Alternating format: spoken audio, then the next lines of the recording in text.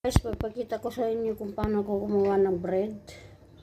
May dalawang itlog dyan, asin.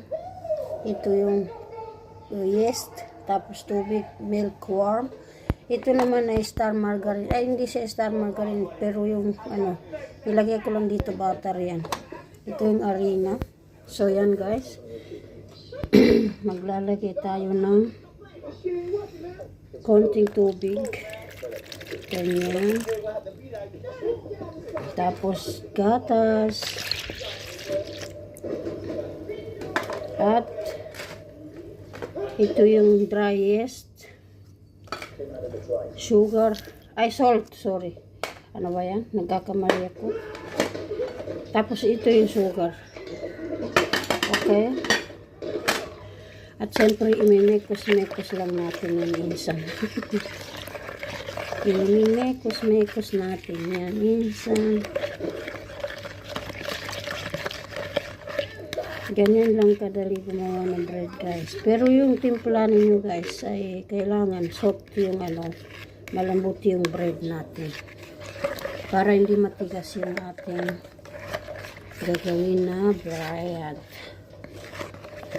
Okay ba yun? Ang ating finished product guys. Paansahin lang natin yan. Tapos lagyan natin ng konting itlog sa yung yellow ng itlog sa ibabaw. Tapos ilagay natin sa oven. Tapos ito yung iba. Ayan. Wala po ito pala man, bread lang siya na normal na bread. Ay nako. So ayan guys, mamaya update ko na lang kayo.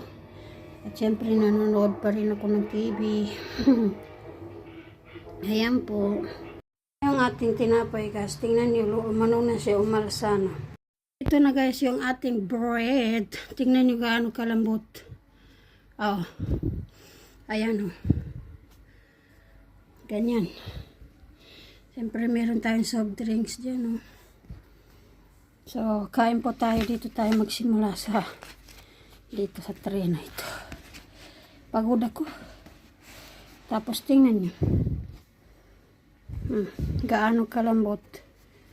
Tapos ayan. Sa loob. Wow. Malambot siya. Tapos bread lang siya guys. Walang palaman ha. Pero may taste ito. Masarap.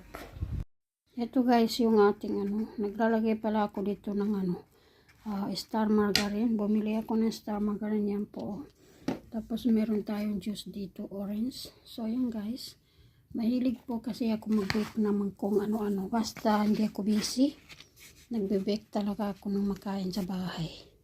Hindi na ako bumibili ng tinapay guys. Tingnan nyo kaano kalambot.